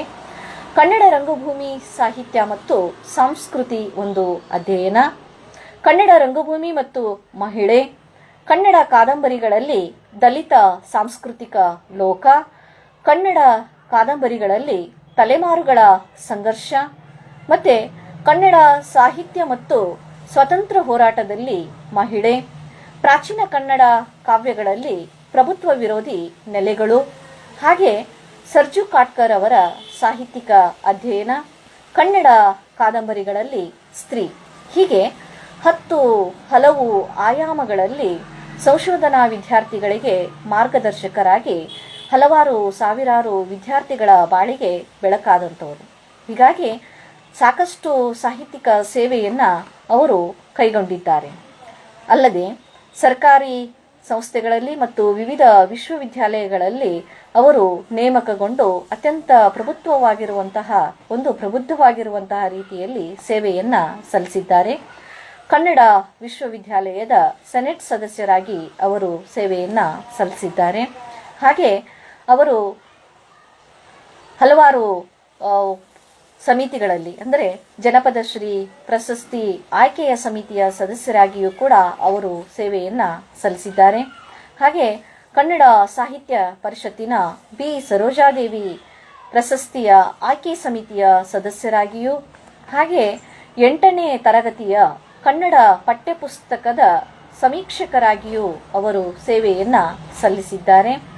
ಹಾಗೆಯೇ ಪಂಪ ಪ್ರಶಸ್ತಿಯ ಆಯ್ಕೆ ಸಮಿತಿಯ ಸದಸ್ಯರಾಗಿ ಕರ್ನಾಟಕ ಸಾಹಿತ್ಯ ಅಕಾಡೆಮಿ ಬೆಂಗಳೂರು ಇಲ್ಲಿಯೂ ಕೂಡ ಅವರು ಸದಸ್ಯರಾಗಿ ಸೇವೆಯನ್ನ ಸಲ್ಲಿಸಿದ್ದಾರೆ. ಹಾಗೆ ಅತ್ತಿಮಬ್ಬೆ ಪ್ರಶಸ್ತಿಯ ಆಯ್ಕೆ ಸಮಿತಿಯ ಸದಸ್ಯರಾಗಿ, ಕನ್ನಡ ಅಭಿವೃದ್ಧಿ ಪ್ರಾಧಿಕಾರದ ಸದಸ್ಯರಾಗಿ, ಹಾಗೂ ಕುವೆಂಪು ವಿಶ್ವವಿದ್ಯಾಲಯದ ಶ್ರೀ ಪಂಚಾಚಾರ್ಯ ವೀರಶೈವ ಅಧ್ಯಯನ ಪೀಠದ ಸಲಹಾ ಸಮಿತಿಯ ಸದಸ್ಯರಾಗಿಯೂ ಕೂಡ ಅವರು ಸೇವೆಯನ್ನ ಸಲ್ಲಿಸಿದ್ದಾರೆ. ಹಾಗೆಯೇ ರಾಷ್ಟ್ರೀಯ ಸಂತ ಕವಿ ಕನಕದಾಸರ ಸಂಶೋಧನಾ ಕೇಂದ್ರದ ಕಾರ್ಯನಿರ್ವಾಹಕ ಸಮಿತಿಯ ಸದಸ್ಯರಾಗಿಯೂ ಕೂಡ ಅವರು ಸೇವೆಯನ್ನ ಸಲ್ಲಿಸಿದ್ದಾರೆ. ಅಲ್ಲದೆ ಕನ್ನಡ ಜಾನಪದ ಕೋಶ ರಚನಾ ಸಮಿತಿಯ ಕರ್ನಾಟಕ ಜಾನಪದ ಅಕಾಡೆಮಿ ಬೆಂಗಳೂರು ಇದರ ಒಂದು ಸದಸ್ಯರಾಗಿಯೂ ಕೂಡ ಅವರು ಸೇವೆಯನ್ನು ಸಲ್ಲಿಸಿದ್ದಾರೆ. ಹಾಗೆಯೇ ಸಾರ್ವಜನಿಕ ಗ್ರಂಥಾಲಯದ ಉನ್ನತ ಮಟ್ಟದ ಪುಸ್ತಕ ಆಯ್ಕೆ ಸಮಿತಿಯ ಸದಸ್ಯರಾಗಿಯೂ ಕೂಡ ಅವರು ಸೇವೆಯನ್ನು ಸಲ್ಲಿಸಿದ್ದಾರೆ. ಹಾಗೆ ಸಂಪನ್ಮೂಲ ವ್ಯಕ್ತಿಗಳಾಗಿ ಯುಜಿಸಿಯಿಂದ ಪ್ರಾಯೋಜಿತವಾಗಿರುವಂತಹ ಹಲವಾರು ರಿಫ್ರೆಷರ್ ಕೋರ್ಸ್ಗಳಲ್ಲಿ ಅವರು ಸಂಪನ್ಮೂಲ ವ್ಯಕ್ತಿಗಳಾಗಿ ಸೇವೆಯನ್ನು ಸಲ್ಲಿಸಿದ್ದಾರೆ. ಅವರ ಮಾತು, ಅವರ ಒಂದು ಪ್ರಬುದ್ಧವಾಗಿರುವಂತಹ ಪ್ರಬಂಧಗಳು ಬೇರೆ ಬೇರೆ ಒಂದು ಕಾರ್ಯಕ್ರಮಗಳಲ್ಲಿ ಅವರ ಮಾತುಗಳನ್ನು ಕೇಳಿರುವಂತಹ ನಮ್ಮಗಳಿಗೆ ಅವರ ಮಾತಿನ ಒಂದು ಪ್ರಬುದ್ಧತೆಯ ಅರ್ಥ ಆಗುತ್ತದೆ. ಹೀಗಾಗಿ ಅವರ ಒಟ್ಟಾರೆಯಾಗಿರುವಂತಹ ಒಂದು ಸಾಹಿತ್ಯಿಕ ಸೇವೆಯನ್ನು ಗುರುತಿಸಿ ಅವರಿಗೆ ವಿವಿಧ ಸಂಸ್ಥೆಗಳಿಂದ, ಸರ್ಕಾರದಿಂದ ಸಾಕಷ್ಟು ಪ್ರಶಸ್ತಿಗಳು ಲಭಿಸಿರುವುದನ್ನು ನಾವು ಗುರುತಿಸುತ್ತೇವೆ. ರಾಜ್ಯೋತ್ಸವ ಪ್ರಶಸ್ತಿ, ಕಾವ್ಯಾನಂದ ಪ್ರಶಸ್ತಿ, ಸುಧಾಮೂರ್ತಿ ಪ್ರಶಸ್ತಿ ಹಾಗೂ ರತ್ನಮ್ಮ ಹೆಗ್ಗಡೆಯ ಪ್ರಶಸ್ತಿ, ವಿಶ್ವೇಶ್ವರಯ್ಯ ಪ್ರಶಸ್ತಿ, ಹಾಗೆ ಸಿಂಧೂರ ದತ್ತಿನಿಧಿ ಪ್ರಶಸ್ತಿ, ಅಲ್ಲದೆ ಮಾತೋಶ್ರೀ ಮಾಣಿಕಾಬಾಯಿ ಪಾಟೀಲ್ ಅವರ ಪ್ರಶಸ್ತಿ, ಲಿಂಗರಾಜ ಪ್ರತಿಷ್ಠಾನದ ಪ್ರಶಸ್ತಿ, ಹಾಗೆ ಬೈಂದೂರು ಪ್ರತಿಷ್ಠಾನ ಪ್ರಶಸ್ತಿ, ಹೀಗೆ ಹಲವಾರು ಪ್ರಶಸ್ತಿಗಳು ಅವರನ್ನು ಅರಸಿಕೊಂಡು ಬಂದಿದ್ದಾವೆ. ಅಷ್ಟೇ ಅಲ್ಲದೆ ಅವರು ಅಮೆರಿಕದಲ್ಲಿ ನಡೆದಂತಹ ಅಕ್ಕಾ ಸಮ್ಮೇಳನದಲ್ಲಿ ಕನ್ನಡ ಭಾಷೆಯ ಸಾಧ್ಯತೆಗಳು ಅಂದು ಇಂದು ಎಂಬ ವಿಶೇಷವಾಗಿರುವಂತಹ ಪ್ರಬಂಧವನ್ನು ಅವರು ಮಂಡಿಸಿದ್ದಾರೆ. ಅಲ್ಲದೆ 100ಕ್ಕೂ ಹೆಚ್ಚು ರಾಷ್ಟ್ರೀಯ ಸಮ್ಮೇಳನಗಳಲ್ಲಿ, ರಾಷ್ಟ್ರೀಯ ವಿಚಾರ ಸಂಕಿರಣಗಳಲ್ಲಿ ಸಂಪನ್ಮೂಲ ವ್ಯಕ್ತಿಗಳಾಗಿ ಅವರು ಸೇವೆಯನ್ನು ಸಲ್ಲಿಸಿದ್ದಾರೆ. ವಿಶೇಷವಾಗಿರುವ ಸಾಮಾಜಿಕ ಸೇವೆಯಲ್ಲಿ ಅವರು ಗುರುತಿಸಿಕೊಂಡಿದ್ದಾರೆ. ಹೀಗಾಗಿಯೇ ಅವರ ಒಂದು ವಿಶೇಷವಾಗಿರುವಂತಹ ಸಾಮಾಜಿಕ ಸೇವೆಯನ್ನು ನಾವು ಗಮನಿಸಿಕೊಳ್ಳೋದಾದರೆ, ಒಬ್ಬ ಮಹಿಳೆಯಾಗಿ ಆ ಆಲೋಚನೆ ಅವರಿಗೆ ಇತ್ತೋ ಇಲ್ವೋ ಅವರೇ ಒಂದು ಕಡೆಗೆ ಹೇಳ್ಕೊಳ್ತಾರೆ. ಹಾಸನದಲ್ಲಿ ನಡೆದಂತಹ ಒಂದು ಸಾಹಿತ್ಯ ಸಮ್ಮೇಳನದಲ್ಲಿ ಅವರು ಎತ್ತಿದಂತಹ ಒಂದು ಪ್ರಶ್ನೆ ಬಹುದೊಡ್ಡದಾಗಿರುವಂತಹ ತಿರುವನ್ನ ಸಾಮಾಜಿಕ ವಲಯದಲ್ಲಿ ಮಾಡ್ತೈತಿ ಅನ್ನುವಂಥದ್ದು ಅವರಿಗೂ ಕೂಡ ತಿಳಿದಿರಲಿಲ್ಲ. ಆದರೆ ಅವರ ಒಂದು ನೇರವಾಗಿ ನಿಷ್ಠುರವಾಗಿ ಕೇಳುವಂತಹ ಪ್ರಶ್ನೆಗಳು ಸಮಾಜಕ್ಕೆ ಹೇಗೆ ಒಳಿತನ್ನ ಮಾಡ್ತಾ ಬಂದುವು ಅನ್ನೋದಕ್ಕೆ ಇದೊಂದು ಮಾದರಿ ಅಂತ ಹೇಳಿ ನಾವು ಗಮನಿಸ್ಕೋಬಹುದು. ಹಾಸನದಲ್ಲಿ ನಡೆದಂತಹ ಅಖಿಲ ಭಾರತೀಯ ಕನ್ನಡ ಸಾಹಿತ್ಯ ಸಮ್ಮೇಳನದಲ್ಲಿ ಅವರು ಎತ್ತಿದಂತಹ ಒಂದು ಪ್ರಶ್ನೆ ಕಾರಣವಾಗಿ ಸೊಂಡೂರಿನಲ್ಲಿ ಇರ್ತಾ ಇರುವಂತಹ ಕುಮಾರಸ್ವಾಮಿ ದೇವಸ್ಥಾನದಲ್ಲಿ ಮಹಿಳೆಯರಿಗೆ ಪ್ರವೇಶವನ್ನ ಕಾಲಾಂತರದಿಂದಲೂ ಕೂಡ ನಿಷೇಧಕ್ಕೆ ಒಳಗಾಗಿರುವಂತಹ ಆ ಪ್ರವೇಶ ಮತ್ತೆ ಆ ಮಹಿಳೆಯರಿಗೆ ಪ್ರವೇಶವನ್ನ ದೊರಕಿಸಿಕೊಟ್ಟದ್ದು ಅದು ಮಲ್ಲಿಕಾ ಅಮ್ಮನವರ ಒಂದು ಪ್ರಶ್ನೆ. ಹಾಗಾಗಿ ಅಂತಹ ಒಂದು ನೇರ, ನಿಷ್ಠುರ ಮತ್ತು ಖಾರವಾಗಿ ಮಾತನಾಡುವಂತಹ ಮಲ್ಲಿಕಾ ಅಮ್ಮನವರ ಮಾತಿನಲ್ಲಿ ಒಂದು ವ್ಯವಧಾನವಿರುತ್ತೆ, ಒಂದು ತೂಕ ಇರುತ್ತೆ. ಹಾಗಾಗಿ ಆ ತೂಕಬದ್ಧ ಕಾರಣದಿಂದಲೇ ಇಂದು ಆ ಒಂದು ಕುಮಾರಸ್ವಾಮಿ ದೇವಸ್ಥಾನದಲ್ಲಿ ಪ್ರತಿಯೊಬ್ಬ ಮಹಿಳೆಯರಿಗೂ ಕೂಡ ಮುಕ್ತವಾಗಿರುವಂತಹ ಒಂದು ಪ್ರವೇಶ ಇದೆ. ಅಷ್ಟೇ ಅಲ್ಲದೆ ಇನ್ನೊಂದು ಮಹತ್ವದ ಒಂದು ಸಂಗತಿಯನ್ನ ನಾವು ನೆನಪಿಸಿಕೊಳ್ಳೋದಾದರೆ, ಊರಮ್ಮನ ಜಾತ್ರೆ ಅನ್ನುವಂತಹ ಒಂದು ಜಾತ್ರೆಯನ್ನ ಮಾಡ್ತಾ ಇರುವಂತಹ ಒಂದು ಸಂದರ್ಭದಲ್ಲಿ ಕೋಣವನ್ನ ಬಲಿ ಕೊಡುವಂತಹ ಒಂದು ಹಿಂಸಾತ್ಮಕವಾಗಿರುವಂತಹ ಒಂದು ಕ್ರಿಯೆ ಮಲ್ಲಿಕಾ ಅಮ್ಮನ ಮನಸ್ಸನ್ನ ಬಹಳಷ್ಟು ಘಾಸಿಗೊಳಿಸ್ತಾ ಇದೆ. ಹಾಗಾಗಿಯೇ ಅವರು ಘೋರ್ಪಡೆಯವರನ್ನ ಒಂದು ಪ್ರಶ್ನೆ ಮಾಡ್ತಾ ಇದ್ದಾರೆ. ಘೋರ್ಪಡೆ ಅವರಿಂದಲೇ ಇಂಥ ಒಂದು ಹಿಂಸಾತ್ಮಕವಾಗಿರುವಂತಹ ಒಂದು ಬಲಿ ಕೊಡುವ ಕ್ರಿಯೆ ನಿಲ್ಲಬೇಕು ಅನ್ನುವಂತಹ ಮಾತನ್ನ ಅವರು ಹೇಳ್ತಾ ಇದ್ದಾರೆ. ಆ ಮಾತು ಕಾರಣವಾಗಿ ಊರಮ್ಮನ ದೇವಸ್ಥಾನದಲ್ಲಿ ಸಾಕಷ್ಟು ಕೋಣಗಳನ್ನ ಬಲಿ ಕೊಡ್ತಾ ಇರುವಂತಹ ಒಂದು ಅನಿಷ್ಟ ಪದ್ಧತಿ ಇವತ್ತು ನಿಂತು ಹೋಗಿದೆ. ಅಂದ್ರೆ ಈ ಎಲ್ಲ ವಿಚಾರಗಳನ್ನ ನಾವು ಯಾಕೆ ನೆನಪಿಸ್ಕೊಳ್ಬೇಕು ಅಂತಂದ್ರೆ, ಬಹುಶಃ ನಾವು ಮಾತಾಡುವಾಗ ಬಹಳಷ್ಟು ಬಿಡೆಗಳಿಗೆ ಒಳಗಾಗಿರ್ತಾ ಇದ್ದೀವಿ. ಬಿಡೆಗಳಿಗೆ ಒಳಗಾಗಿರುವ ಕಾರಣದಿಂದಾಗಿ ನಾವು ನೇರವಾಗಿ ಯಾರನ್ನೂ ದೂಷಿಸುವಂತಹ ಕೆಲಸಕ್ಕೆ ಅಥವಾ ಯಾರನ್ನೂ ನೇರವಾಗಿ ನಾವು ಹೇಳುವಂತಹ ಅಥವಾ ದಿಟ್ಟತನದಿಂದ ಮಾತನಾಡುವಂತಹ ಒಂದು ಕೆಲಸವನ್ನ ನಾವು ಮಾಡೋದಿಲ್ಲ. ಆದರೆ ಮಲ್ಲಿಕಾ ಅಮ್ಮನಲ್ಲಿ ಆ ಒಂದು ದಿಟ್ಟತನವಿದೆ. ಹಾಗಾಗಿಯೇ ಆ ಒಂದು ದಿಟ್ಟತನದಿಂದಲೇ ಅವರು ಸಮಾಜದಲ್ಲಿ ಗುರುತಿಸಿಕೊಂಡಂಥವರು. ಹಾಗೆ ಸಮಾಜದಲ್ಲಿ ಕೆಲವೊಬ್ಬರು ಅವರನ್ನು ಜಗಳಗಂಟಿ ಅನ್ನುವಂತಹ ಒಂದು ಮಾತಿನಿಂದಲೂ ಅವರನ್ನು ಟೀಕಿಸುವಂತಹ ಕೆಲಸವನ್ನು ಮಾಡಿದ್ದಾರೆ. ಆದರೆ ಇದೆಲ್ಲವನ್ನು ಕೂಡ ಅತ್ಯಂತ ನಗುಮೊಗದಿಂದ ಅವರು ಅದನ್ನು ಸ್ವೀಕಾರ ಮಾಡಿಕೊಡ್ತಾರೆ. ಯಾಕೆ ಅಂತಂದರೆ, ನನ್ನ ಮಾತು ಕೆಲವೊಬ್ಬರಿಗೆ ಆ ರೀತಿ ಅನಿಸಿದರೂ ಕೂಡ ನನ್ನ ಮಾತಿನಲ್ಲಿ ಒಂದು ನಿಷ್ಠುರ ಇದೆ, ಒಂದು ಸತ್ಯ ಇದೆ, ಒಂದು ದಿಟ್ಟತನವಿದೆ ಅನ್ನುವಂತಹ ವಿಚಾರವನ್ನು ಅವರು ವ್ಯಕ್ತಪಡಿಸ್ತಾ ಹೋಗ್ತಾ ಇದ್ದಾರೆ. ಹೀಗಾಗಿ ಬದುಕಿನುದ್ದಕ್ಕೂ ಅವರು ಅರಸಿಕೊಂಡು ಹೋಗಿದ್ದು ಪ್ರಾಮಾಣಿಕತೆಯನ್ನು, ನೈತಿಕತೆಯನ್ನು, ಹಾಗೆ ಮನುಷ್ಯ ಪ್ರೀತಿಯನ್ನು. ಹಾಗಾಗಿಯೇ ಅವರ ಒಂದು ಶಿಷ್ಯ ಬಳಗ ಒಂದು ದೊಡ್ಡದಾಗಿರುವಂತಹ ಬಳಗವನ್ನು ಸಂಪಾದನೆಯನ್ನು ಅವರು ಮಾಡಿಕೊಂಡಿದ್ದಾರೆ. ಹೀಗಾಗಿ ನೇರವಾಗಿ ಖಾರವಾಗಿ ಮಾತನಾಡುವಂತಹ ಇವರು ಅದಮ್ಯವಾಗಿರುವಂತಹ ಜೀವನೋತ್ಸಾಹವನ್ನು ತಮ್ಮಲ್ಲಿ ಅವರು ರೂಢಿಸಿಕೊಂಡಂಥವರು. ಹಾಗಾಗಿಯೇ ಅವರ ಒಂದು ಅತ್ಯಂತ ಆಪ್ತ ವಲಯದಲ್ಲಿ ಇರ್ತಾ ಇರುವಂಥವರನ್ನು ನಾವು ಮಾತನಾಡಿಸಿದರೆ ಅವರ ಒಂದು ಖಾರವಾಗಿರುವ ಮಾತಿನ ಹಿಂದೆ ಇರುವಂತಹ ಆ ಒಂದು ಮಗುತನ ಇದೆಯಲ್ಲ, ಆ ಒಂದು ಮುಗ್ಧತೆ ಇದೆಯಲ್ಲ, ಅದನ್ನು ನಾವು ಅರ್ಥೈಸಿಕೊಳ್ಳಿಕ್ಕೆ ಸಾಧ್ಯ ಅನ್ನೋದು ಇದೆ. ಹಾಗೆ ನನ್ನ ವಿದ್ಯಾಗುರುಗಳಾಗಿರುವಂತಹ ಡಾಕ್ಟರ್ ವೆಂಕಟಗಿರಿ ದಳವಾಯಿ ಸರು ಅವರು ತಮ್ಮ ವಿದ್ಯಾಗುರುಗಳಾಗಿರುವಂತಹ ಡಾಕ್ಟರ್ ಮಲ್ಲಿಕಾ ಗಂಟಿ ಅವರ ಬಗೆಗೆ ಕೆಲವು ಲೇಖನಗಳನ್ನು ಬರಿತಾ ಇದ್ದಾರೆ. ಆ ಲೇಖನಗಳಲ್ಲೆಲ್ಲ ಅವರಿಗೆ ಅಮ್ಮ ಒಬ್ಬ ತಾಯಿಯಾಗಿ ಕಾಡ್ತಾ ಇದ್ದಾರೆ. ಅವರ ಒಂದು ಮಮತೆಯನ್ನು, ಅವರ ಒಂದು ಮಮಕಾರವನ್ನು ಎಲ್ಲವನ್ನು ಕೂಡ ಅವರು ತಮ್ಮ ಲೇಖನದಲ್ಲಿ ಬಿಚ್ಚುತ್ತಾ ಹೋಗ್ತಾ ಇದ್ದಾರೆ. ಅಂದರೆ ಇಲ್ಲಿ ಒಂದು ಇಡೀ ವಿಶ್ವವಿದ್ಯಾಲಯದ ಕುಲಪತಿಗಳಾಗಿರುವಂತಹ ಮಲ್ಲಿಕಾ ಅಮ್ಮ ಒಬ್ಬ ಆಪ್ತ ವಲಯದಲ್ಲಿ ಇದ್ದಂಥವರಿಗೆ ಒಬ್ಬ ತಾಯಿ ಆಗ್ತಾ ಇದ್ದಾಳೆ. ಹಾಗಾಗಿ ಒಬ್ಬ ಅಣ್ಣನಿಗೆ ತಂಗಿ ಆಗ್ತಾ ಇದ್ದಾಳೆ, ತಾಯಿಗೆ ಮಗಳಾಗ್ತಾ ಇದ್ದಾಳೆ. ಆ ರೀತಿಯಾಗಿರುವಂತಹ ಮಮತೆಯನ್ನು, ಮಮಕಾರವನ್ನು ನಾವು ಅವರಲ್ಲಿ ಕಾಣಲಿಕ್ಕೆ ಸಾಧ್ಯ ಇದೆ. ಹಾಗಾಗಿ ಅವರು ಎಷ್ಟೋ ಸಲ ಹೇಳ್ತಾರೆ, ಹೆಣ್ಮಕ್ಳೆಲ್ಲ ಬರಿಬೇಕು, ಹೆಣ್ಮಕ್ಳೆಲ್ಲ ಮುಂದೆ ಬರಬೇಕು ಅನ್ನುವಂತಹ ಮಾತನ್ನು ಅವರು ಮೇಲಿಂದ ಮೇಲೆ ಹೇಳ್ತಾರೆ.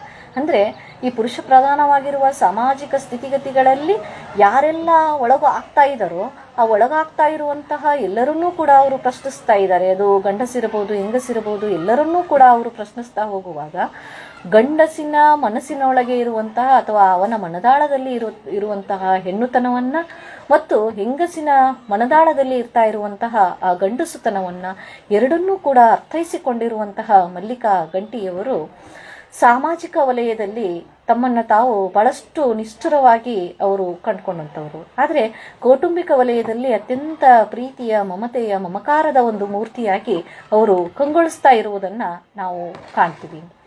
ಅಷ್ಟೇ ಅಲ್ಲದೆ ಇವತ್ತು ನೆಲಮೂಲದ ಹೊಕ್ಕಳು ಬಳ್ಳಿಯ ಸಂಬಂಧಗಳೆಲ್ಲ ಕಳೆದೋಗ್ತಾ ಇರುವಂತಹ ಈ ಒಂದು ಕಾಲ ಸಂದರ್ಭದಲ್ಲಿ ಇಡೀ ಕುಟುಂಬವನ್ನು ಇವತ್ತಿಗೂ ಕೂಡ ನಡೆಸಿಕೊಂಡು ಹೋಗುವಂತಹ ಒಂದು ಜವಾಬ್ದಾರಿಯನ್ನು ಅವರು ಹೊತ್ತುಕೊಂಡು ಅದನ್ನು ನಡೆಸ್ತಾ ಇದ್ದಾರೆ. ಅದನ್ನು ನಾನು ಕಣ್ಣಾರೆ ಕಂಡಂಥವಳು.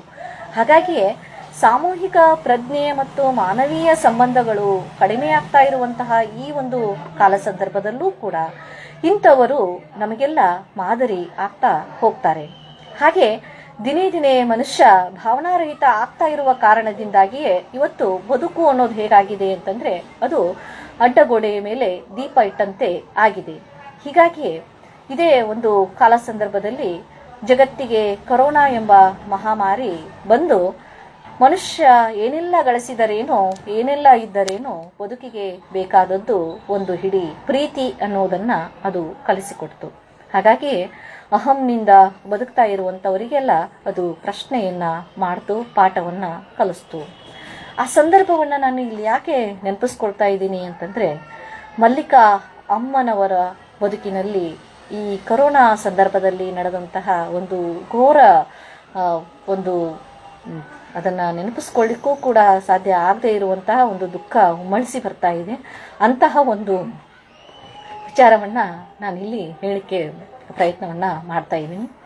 ಅಂದರೆ ಆ ಒಂದು ಕೊರೋನಾ ಕಾಲ ಸಂದರ್ಭದೊಳಗಡೆ ಮಲ್ಲಿಕಾ ಅಮ್ಮನವರ ಸಹೋದರರು ಸಾವು ಬದುಕಿನ ನಡುವೆ ಹೋರಾಡ್ತಾ ಇರುವಂತಹ ಒಂದು ಸಂದರ್ಭದಲ್ಲಿ, ಆ ಒಂದು ಸಂದರ್ಭ ನಿಮಗೆಲ್ಲ ಗೊತ್ತಿದೆ, ಯಾರೂ ಮನೆಗೆ ಬರುವ ಹಾಗಿಲ್ಲ, ಹೋಗುವ ಹಾಗಿಲ್ಲ. ಅಂತಹ ಒಂದು ಸಂದಿಗ್ಧವಾಗಿರುವಂತಹ ಸಂದರ್ಭದಲ್ಲಿ ಅವರು ತಮ್ಮ ಒಂದು ಹೊಲದಲ್ಲಿ ಕಟ್ಟಿಸಿರುವಂತಹ ಮನೆಯಲ್ಲಿ ಇದ್ದು ತಾವೇ ಒಲೆಯನ್ನು ಹೂಡಿ ರೊಟ್ಟಿಯನ್ನು ಮಾಡಿ, ಎಷ್ಟು ರೊಟ್ಟಿ ಅಂತಂದರೆ 150 ಇಷ್ಟು ರೊಟ್ಟಿಯನ್ನು ಮಾಡುವುದರ ಮೂಲಕವಾಗಿ ಆಸ್ಪತ್ರೆಯಲ್ಲಿ ಇರುವಂಥವರಿಗೆ ಮತ್ತು ಹೊಲದಲ್ಲಿ ದುಡಿಯುವಂತಹ ಕೆಲಸದ ಆಳುಗಳಿಗೆಲ್ಲ ಅನ್ನವನ್ನು ಒದಗಿಸಿದಂಥವರು. ಅಂದರೆ ಈ ಮಾತನ್ನು ಯಾಕೆ ಹೇಳ್ತಾ ಇದ್ದೀನಿ ಅಂತಂದರೆ, ಇದನ್ನು ಅವರು ಮಾಡಿದ್ದು ಅವರು ಒಬ್ಬ ಪ್ರಾಧ್ಯಾಪಕರಾಗಿ ಇದ್ದಂಥ ಸಂದರ್ಭದಲ್ಲಿ ಅಲ್ಲ.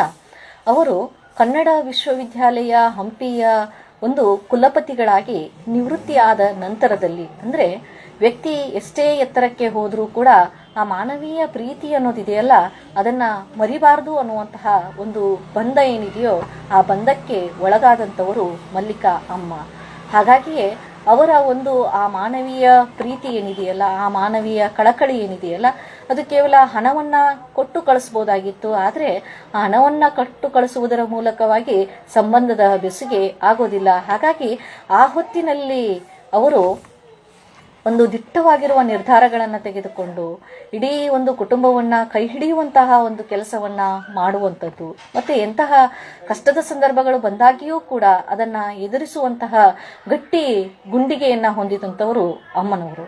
ಹಾಗಾಗಿಯೇ ಸಾಹಿತ್ಯಿಕವಾಗಿರುವಂತಹ ಎತ್ತರ, ಬಹಳಷ್ಟು ಎತ್ತರದಲ್ಲಿ ಅವರಿದ್ದಾರೆ. ಆದರೆ ಸಾಹಿತ್ಯಿಕವಾಗಿರುವ ಎತ್ತರಕ್ಕಿಂತಲೂ ಅವರ ಒಂದು ಮಾನವೀಯ ಅಂತಃಕರಣ ಏನಿದೆಯಲ್ಲ, ಅದು ಬಹಳಷ್ಟು ದೊಡ್ಡದು.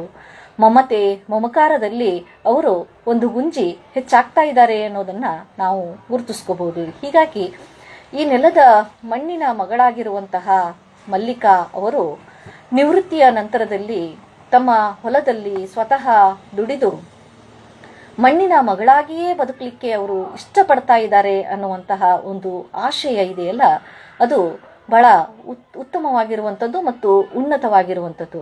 ಬಹುಶಃ ಒಂದು ಚಿಕ್ಕ ನೌಕರಿಯನ್ನು ಮಾಡಿದಂತಹ ಹೆಣ್ಣು ಮಕ್ಕಳು ನನ್ನನ್ನೂ ಆದಿಯಾಗಿ ನಾವೆಲ್ಲರೂ ಕೂಡ ಬೇರೆ ಎಲ್ಲೋ ಒಂದು ಕಡೆಗೆ ಪಟ್ಟಣಗಳಲ್ಲಿ ನಮ್ಮ ಬದುಕನ್ನು ಕಟ್ಕೋಬೇಕು ಅನ್ನುವಂತಹ ಆಶಯವನ್ನು ಅಭಿವ್ಯಕ್ತಪಡಿಸ್ತೀವಿ. ಆದರೆ ಅವರ ಬದುಕಿನುದ್ದಕ್ಕೂ ಬೇರೆ ಬೇರೆ ದೊಡ್ಡ ದೊಡ್ಡ ಪಟ್ಟಣಗಳಲ್ಲಿ ಅವರು ಬದುಕನ್ನು ಅವರು ಅರಸಿಕೊಂಡು ಹೋದರೂ ಕೂಡ ಅವರು ಕೊನೆಗೆ ತಮ್ಮ ಬದುಕನ್ನು ಕಳೆಯಲಿಕ್ಕೆ ಬಯಸಿದ್ದು ಅದು ತಮ್ಮ ಹೊಲದಲ್ಲಿ ಅನ್ನುವಂಥದ್ದನ್ನು ನಾವು ಗುರುತಿಸ್ಕೋಬಹುದು. ಹೀಗಾಗಿ ಬದುಕಿನ ಉದ್ದಕ್ಕೂ ಕೂಡ ಅವರು ಕಳೆದಂತಹ ಆ ದಿನಗಳೆಲ್ಲವೂ ಕೂಡ ಕಹಿನೇ. ಆ ಕಹಿಯಾದರೂ ಕೂಡ ಆ ಕಹಿ ಬೇವಿನಲ್ಲೂ ಕೂಡ ಒಂದು ಔಷಧಿಯ ಗುಣಗಳಿದಾವಲ್ಲ, ಹಾಗೆ ಆರೋಗ್ಯಕರವಾಗಿರುವಂತಹ ಸಮಾಜವನ್ನು ಸೃಷ್ಟಿಗೊಳಿಸಲಿಕ್ಕೆ ಹಾಗೂ ಆರೋಗ್ಯಕರವಾಗಿ ನಾನು ಬೆಳಿಲಿಕ್ಕೆ ಆ ಎಲ್ಲ ಕಹಿಗಳು ಕೂಡ ಕಾರಣ ಆದವು ಅನ್ನುವಂಥದ್ದನ್ನು ಅವರು ಹಂಚಿಕೊಳ್ತಾರೆ. ಹೀಗೆಯೇ ಅವರು ತಮ್ಮ ಮನಸ್ಸನ್ನು ಸದೃಢಗೊಳಿಸಿಕೊಳ್ಳುವುದರ ಮೂಲಕವಾಗಿ ಎಲ್ಲರನ್ನೂ ಪ್ರೀತಿಯಿಂದ ಕಾಣುವ ಮನೋಭಾವದವರು ಆಗಿದ್ರು. ಹಾಗಾಗಿಯೇ ಅವರ ಒಂದು ಆಲೋಚನೆಗಳನ್ನು, ಅವರ ಮನಸ್ಥಿತಿಗಳನ್ನು ನಾವು ಗಮನಿಸ್ತಾ ಹೋಗುವಾಗ ಬಹಳಷ್ಟು ಪ್ರಶ್ನೆಗಳನ್ನು ಅವರು ನಮ್ಮ ಮುಂದೆ ಇಡ್ತಾ ಹೋಗ್ತಾರೆ. ಅಂದರೆ ಸಾಹಿತ್ಯಿಕ ವಲಯದಲ್ಲಿ ಹೆಣ್ಣು ಹೊಂದುವ ಸಂಕಟಗಳು, ತಲ್ಲಣಗಳು, ಕಳವಳಗಳು ಏನೆಲ್ಲ ಇದ್ದಾವೆ ಅನ್ನೋದನ್ನು ಅವರು ಹೇಳ್ತಾ ಹೋಗ್ತಾ ಇದ್ದಾರೆ. ಹಾಗೆ ಹೇಳುವಾಗ, ಬಂದವರು ಹೋದವರು ತಿಂದವರು ಸರಿದು ಹೋಗುವಾಗ ಕೇಳುವುದು ಹುಡುಗಿಯ ಜೀವ. ಬಂದವರು ಹೋದವರು ತಿಂದವರು ಸರಿದು ಹೋಗುವಾಗ ಕೇಳುವುದು ಹುಡುಗಿಯ ಜೀವ. ನನ್ನ ಕಿಚ್ಚಿಗೆ ಮೈಕಾಯಿಸಿಕೊಂಡ ನೀವು ಆರಿ ತಣ್ಣಗಾಗುವುದು ಎಂದು. ಅಂದರೆ ಈ ಥರದ ಪ್ರಶ್ನೆಗಳನ್ನು ಕೇಳುವುದರ ಮೂಲಕವಾಗಿ ಬದುಕಿನಲ್ಲಿ ಭರವಸೆಯನ್ನು ಮೂಡಿಸುವಂತಹ ಕೆಲಸವನ್ನು ಸದಾ ಮಲ್ಲಿಕಾ ಗಂಟಿಯವರು ಮಾಡ್ತಾ ಬಂದರು. ಹಾಗೆ ಕಗ್ಗತ್ತಲ ಬಂಡೆಯ ಕೆಳಗೆ ಇಳಿದೊಗಲ ತಂದೆ ತಾಯಿಗಳ ಕಂಡ ಹುಡುಗಿ ಕಣ್ಣ ಬತ್ತಿಯ ಮೈಯ ಪಣತೆಯಲ್ಲಿಟ್ಟು ಹಚ್ಚಿದಳು ಛಲದ ಬಿಸಿಯುಸಿರ ದೀಪ. ಆ ಛಲದ ಬಿಸಿಯುಸಿರ ದೀಪ ಅಂತ ಹೇಳುವಾಗ ಏನೆಲ್ಲ ಕಷ್ಟಗಳು ಬಂದೊದಗ್ತಾ ಇದ್ದಾವೋ ಆ ಎಲ್ಲ ಕಷ್ಟಗಳನ್ನು ದಿಟ್ಟತನದಿಂದ ಎದುರಿಸುವಂತಹ ಒಂದು ಛಲವನ್ನು, ಎದುರಿಸುವಂತಹ ಛಾತಿಯನ್ನು ನಾವು ಮೈಗೂಡಿಸಿಕೊಳ್ಬೇಕಾಗಿದೆ. ಹೀಗಾಗಿ ಇಳಿದೊಗಲ ತಂದೆ ತಾಯಿಗಳನ್ನು ಕಂಡು ಆ ಹುಡುಗಿ ಕಣ್ಣ ಬತ್ತಿಯ ಮೈಯ ಪಣತೆಯಲ್ಲಿಟ್ಟು, ಇಲ್ಲಿ ಒಂದು ಗಂಡು ಹೆಣ್ಣು ಅನ್ನುವಂತಹ ಭಾವಗಳೇ ಬೇಕಾಗಿಲ್ಲ. ಹೆಣ್ಣು ಕೂಡ ನಿಮ್ಮ ಒಂದು ಕೊನೆಯ ಬದುಕಿಗೆ ಅಥವಾ ಕಡೆಯ ಬದುಕಿಗೆ ಅಥವಾ ವೃದ್ಧಾಪ್ಯದ ಬದುಕಿಗೆ ಆಸರೆ ಆಗಬಲ್ಲಳು ಎಂಬ ಆಶಯವನ್ನ ಅವರು ಅಭಿವ್ಯಕ್ತಪಡಿಸ್ತಾ ಇದ್ದಾರೆ. ಹಾಗಾಗಿ ಅವರು ಛಲದ ಒಂದು ಉಸಿರಿನಲ್ಲಿ ಹಚ್ಚಿದಂತಹ ದೀಪ ಏನಿದೆಯಲ್ಲ, ಅದು ಇವತ್ತಿಗೂ ಕೂಡ ಆ ಜ್ಞಾನ ದೀಪ ಇಡೀ ಸಮಾಜದ ತುಂಬೆಲ್ಲ ಪಸರಿಸ್ತಾನೆ ಹೋಗ್ತಾ ಇದೆ ಅನ್ನೋದನ್ನ ನಾವು ಈ ಮೂಲಕವಾಗಿ ಗ್ರಹಿಸ್ಕೊಳ್ಬಹುದು. ಹೀಗೆ ಮಲ್ಲಿಕಾ ಅಮ್ಮನವರ ಬಗೆಗೆ ಸಾಕಷ್ಟು ವಿದ್ವಾಂಸರುಗಳು ಸಾಹಿತ್ಯಿಕವಾಗಿ ಅಮ್ಮ ಬದುಕನ್ನು ನಡೆಸಿರುವಂತಹ ರೀತಿಯ ಬಗೆಗೆ ಹಲವಾರು ಜನ ಮಾತಾಡ್ತಾ ಅಥವಾ ವಿಮರ್ಶೆಯನ್ನ ಮಾಡ್ತಾ ಹೋಗಿರುವುದನ್ನ ನಾವು ಗುರುತಿಸ್ಕೊಡ್ತಾ ಇದ್ದೀವಿ. ಅದಮ್ಯ ಜೀವನೋತ್ಸಾಹವನ್ನ ಹೊಂದಿರುವಂತಹ ಅವರು ಬಹಳಷ್ಟು ಕಳಕಳಿಯಿಂದ ಬದುಕನ್ನ ಪ್ರೀತಿಸಿದಂಥವರು. ಹಾಗಾಗಿ ಆ ಬದುಕಿನ ಪ್ರೀತಿ ಇವತ್ತಿಗೂ ಕೂಡ ಅವರಲ್ಲಿ ಅತ್ಯಂತ ಚೈತನ್ಯಮಯವಾಗಿಯೇ ಇದೆ. ಹಾಗಾಗಿಯೇ ಅವರು ಪ್ರತಿಯೊಬ್ಬರಿಗೂ ಕೂಡ ಆ ಚೈತನ್ಯವನ್ನ ಕಂಡುಕೊಳ್ಳುವಂತಹ ಮತ್ತು ಚೈತನ್ಯಯುತವಾಗಿ ಬದುಕುವ ಒಂದು ಪರಿಯನ್ನ ಬಿತ್ತುವ ಕೆಲಸವನ್ನ ಮಾಡಿದಂಥವರು. ಅವರ ಮಾತು, ಅವರ ಭಾಷಣ, ಅವರ ಬರಹ, ಅವರ ಸಾಹಿತ್ಯಿಕವಾಗಿರುವಂತಹ ಚಟುವಟಿಕೆಗಳು ಅವೆಲ್ಲವನ್ನ ನಾವು ಗಮನಿಸ್ಕೊಳ್ತಾ ಹೋಗುವಾಗ ಒಂದು ದಿಟ್ಟತನದ ಒಲವು ಅವರಲ್ಲಿ ಇದ್ದದ್ದು ಮತ್ತು ಬಹು ಕಷ್ಟದಿಂದ ಅವರು ಬದುಕನ್ನ ನಡೆಸಿದಂಥದ್ದು, ಆ ಬದುಕನ್ನಲ್ಲಿ ಬಂದಿರುವಂತಹ ಎಲ್ಲಾ ಕಷ್ಟಗಳನ್ನು ಕೂಡ ಅವರು ಅತ್ಯಂತ ಮಧುರವಾಗಿ ಸ್ವೀಕಾರ ಮಾಡಿಕೊಂಡಿರುವಂಥದ್ದು, ಆ ಕಹಿ ಅನುಭವಗಳನ್ನೆಲ್ಲ ಒತ್ತಿಟ್ಟುಕೊಂಡು ಅವರು ಸಾಹಿತ್ಯಿಕ ವಲಯದಲ್ಲಿ ಗುರುತಿಸಿಕೊಂಡಿರುವಂತಹ ರೀತಿ ಅದು ಯಾವತ್ತೂ ಕೂಡ ನಮಗೆಲ್ಲ ದಾರಿದೀಪ ಆಗುವಂಥದ್ದು ಅನ್ನುವಂತಹ ಮಾತನ್ನ ನಾನಿಲ್ಲಿ ಹೇಳಿಕೆ ಬಯಸ್ತಾ ಇದ್ದೀನಿ.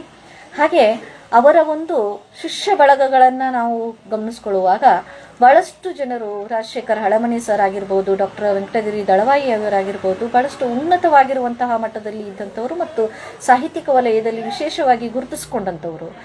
ಇಂಥವರೆಲ್ಲ ಗುರುತಿಸ್ಕೊಳ್ಳಿಕ್ಕೆ ಕಾರಣ ಆದಂಥವರು ಡಾಕ್ಟರ್ ಮಲ್ಲಿಕಾ ಗಂಟಿಯಮ್ಮನವರು. ಮತ್ತೆ ನಮ್ಮಂಥವರಿಗೆಲ್ಲ ಅವರ ಮಾತು ಓದಬೇಕು, ಬರಿಬೇಕು, ನಿಮ್ಮಂಥವರೆಲ್ಲ ಮುಂದೆ ಬರಬೇಕು ಅನ್ನುವಂತಹ ಮಾತೇನಿದೆಯಲ್ಲ, ಅವರು ಹೇಳುವಂತಹ ಮಾತು ಅದು ಯಾವತ್ತೂ ಕೂಡ ನನಗೆ ಎಚ್ಚರಿಕೆಯ ಗಂಟೆಯಾಗಿ ಅವರ ಮಾತುಗಳು ಕೇಳಿಸ್ತಾ ಇರ್ತವೆ.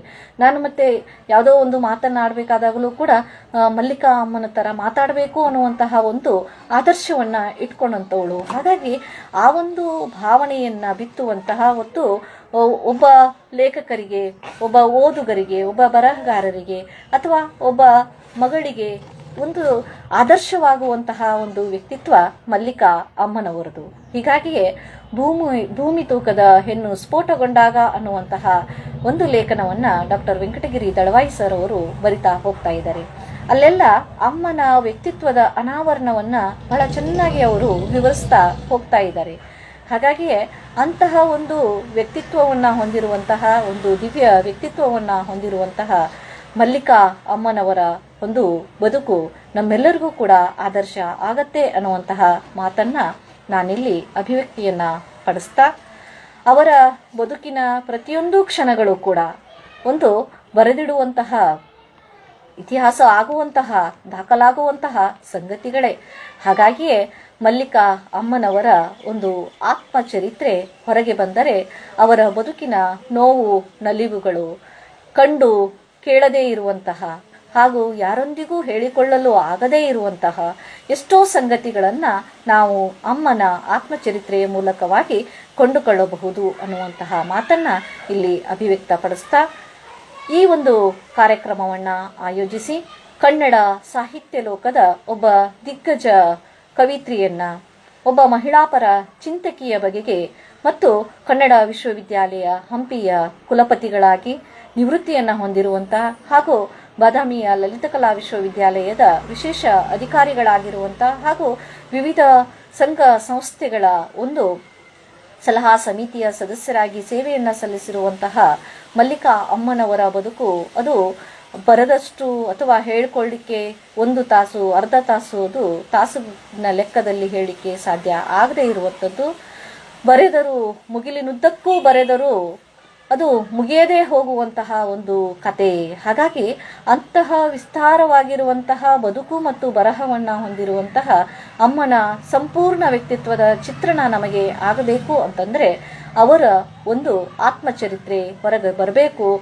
ಅಲ್ಲದೆ ಅಮ್ಮನ ಬದುಕು ಮತ್ತು ಬರಹದ ಬಗೆಗೆ ಹೆಚ್ಚೆಚ್ಚು ಸಂಶೋಧನೆಗಳು ಆಗಬೇಕಾಗಿರುವಂತಹ ಅಗತ್ಯತೆ ಇದೆ ಅನ್ನುವಂತಹ ಒಂದು ಆಶಯವನ್ನು ಅಭಿವ್ಯಕ್ತಪಡಿಸ್ತಾ ನನ್ನ ಮಾತುಗಳನ್ನು ಮುಗಿಸುತ್ತೇನೆ. ಧನ್ಯವಾದಗಳು.